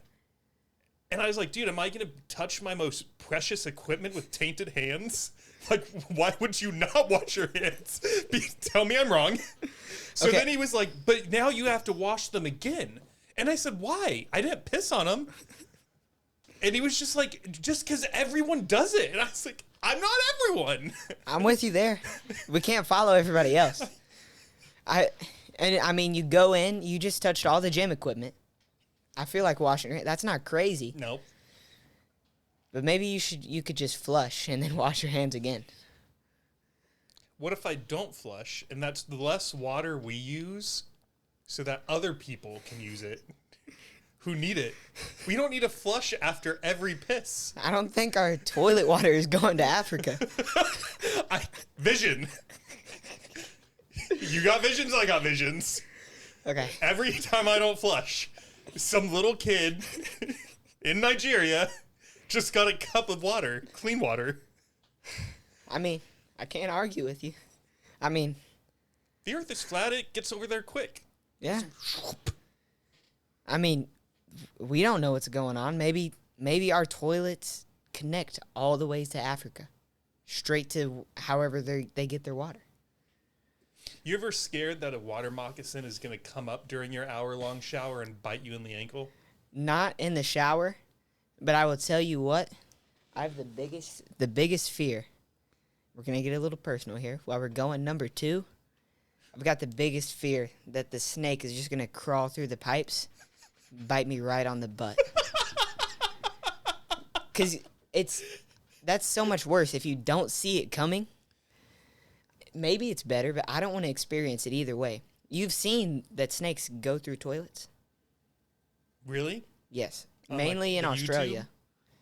Just they crawl through, and like people in Australia, when they go to the bathroom, they're always on alert with all these spiders, snakes. But sometimes they'll go right before they sit down, look in that toilet, snake right there. That's one of my biggest fears. American right now. Absolutely. We've got all kinds of critters here, but it's not that bad. Snakes are my biggest fear. Snakes and tearing a muscle. That's all there is. I fear nothing else. What if you woke up bald? That would suck. But you're not afraid of it. No. In case that ever does happen, which it won't. Right. Rogaine doesn't work. Sorry. Nobody's here. That was me. Hi. We come in peace. My bad. You woke him up. Woke up in a panic. I didn't know he barked. This is the first. Oh, man. I hope that you do not get bit in the butt by a snake, ever. I don't even know if they do that in Texas, if they crawl through the pipes, but nothing's impossible. And snakes are evil. This is where we agree 1,000%. There we go. I hate them. Evil. See that stick? For snakes? I walk that. Nice. I take that with me, and if I see one, I can either use the little end to just sort of like scoop it up and throw it, Right. And then if it seems hostile, I'll turn it around to the big end, so I'm holding it up there. Beat it. And just start smacking it. Has this happened yet? Nope. Nice. But ever since we saw a Texas coral snake back there, I ain't leaving without that stick. I'll tell you what. Probably about 2 or 3 months ago, me and my dad were driving like right outside where I live, and he was driving. We just see a huge rattlesnake, like 5 feet long, rattlesnake, just slithering across the street. And my dad, when he sees a snake, he's got to kill it. That's just how he's always been. So he ran over it twice. He drove over it and then reversed over it. Then we got out. That snake's fine. That didn't hurt him. What? He's good. He's a little flattened, but he doesn't care. And he's coming at us. And my dad always keeps like a golf stick, just no club. So a club, but it's just the stick, no end on it. And he's put it behind its head, pinned it down, cut its head off. And then we cut the rattler off too. I kept the rattler. Yeah. However many rattlers they have too is how old they are. This snake was 11 years old. Old timer. Mm-hmm. Rattlesnakes live 15 to 20 years old. This was in Austin? Yes. Like 3 minutes away from where I live. You live south, northwest, or east? South. Pretty much Buda. I don't like this story. They're everywhere. I hope they're not up here. I'm almost positive they are. Why do you gotta shatter my inner peace like that right before, as we were ending on such a happy, funny tone? You still driving that truck, by the way? Oh, yeah. Drove it here. You've had it for like 9 months now? Let me think. Yeah, it's been about 9 months. You got it December 23rd of last year? I think so. Yeah. Is that Or birthday? 21st. Is that a birthday present? Yes. Yeah. It's the best birthday present ever. Yeah. And I've been driving everywhere. Driving is so much fun. You should put a pool in the bed. You ever seen those? I have. That would be sick. Can I tell you what I have in the bed of my truck? Yeah. That everyone listening to this podcast, I want this to be known. So one of my favorite pizza places, I'm sure you've heard of it, Austinites, I'm sure they've heard, Via 313. You've never heard of this? It's like Chicago-style pizza, square pizzas. And one day I went there. They give you 4 slices. I didn't finish it. I only ate 3 slices. And I took the 4th one. And me and my friends had a bunch of trash. We threw it in the bed of the truck. When I got home, I took all the trash out, except that slice of pizza. Okay? I know this sounds really gross, but I genuinely believe that this slice of pizza in the bed of my truck has protected me from a crash or an accident. This is my lucky driving pizza. And if you want, you can come see it after. How long has it been there? 2 months? And it's in the box. No. It's just free. Can I come look at it? Absolutely. You know, Kai told me that if I got you caffeinated up, you might say some crazy things. And this was not on caffeine. Yeah. And I really wish I had pushed you harder to take that cup of coffee I offered you. I feel like the caffeine, like at this point, you know, it's more of just like energy, because like I train all day and then I sip it, and I just feel like rejuvenated, but I don't feel like hyper anymore, crazy. You know what we'll do next time? What? If you wanted to come back, I'll have 2 IV drips of just pure Celsius. Straight to the bloodstream. Yeah. Theo thinks that he's got a Celsius fridge. I'm gonna have a Celsius IV, baby. That would be another level. If I don't know if that's safe. Would you die? You'll be UFC champion of the world, so Nothing can stop me from that. So, I'm down for this. Okay. I'm interested. All right, cool. I mean, it doesn't even have to be Celsius. It could be just straight caffeine. It's got to taste good. You can't taste it. I know, but it's the thought that counts. You know what? This is what is the future plan. We get sponsored by some energy drink company, and then we'll use their drink, and on the IV bag have their label. And I mean, thinking about that right now, I think that would really make this podcast take to the next level. I think people would tune in to dudes IV'd up to a caffeine bag. Yes. What's your favorite energy drink right now? Me personally, it's always going to be C4. C4. Yep. I think they have the best flavors and the best performance. You know, like the caffeine is good, the beta alanine in it. It's not like a large dosage, but I think that's what makes the difference between C4 and other brands. You like the tingles, don't you? Oh, yeah. I don't get people that don't like the tingles. I'm like, how do you not like the tingles? Makes you feel alive. You're right. Like you want to do something. You want to hurt somebody. You're a good man. Thank you. You're welcome. All right, Austin, Baby Goat, Cash. All three are viable names. All three. Thank you for being here, man. Yes, This was sir. super fun. I thoroughly enjoyed it. To you, the audience, if you enjoyed this episode, if you stuck with us for 2 hours and 10 minutes, I'm assuming you enjoyed it. Please do me a quick favor, which will take none of your money and only about 5 minutes of your time. Go leave the pod a 5-star review on Spotify. Leave us a written and 5-star review on Apple Podcasts, and then go over to the YouTube channel and subscribe to the channel. Why am I asking you to do this? So that we can reach all those teens and really anyone right now that's having some sort of mental battle that could hear from myself and from Austin, that needs to hear those statistics and could just benefit from hearing this episode. Me and Austin showed up and we did our job. Now I need you to do yours. And if you do this for me, I promise to continue finding you the best guests I possibly can and grow the show more and more every single Saturday. In the meantime, stay healthy, stay happy, and we'll see you next Saturday night. Bye, guys.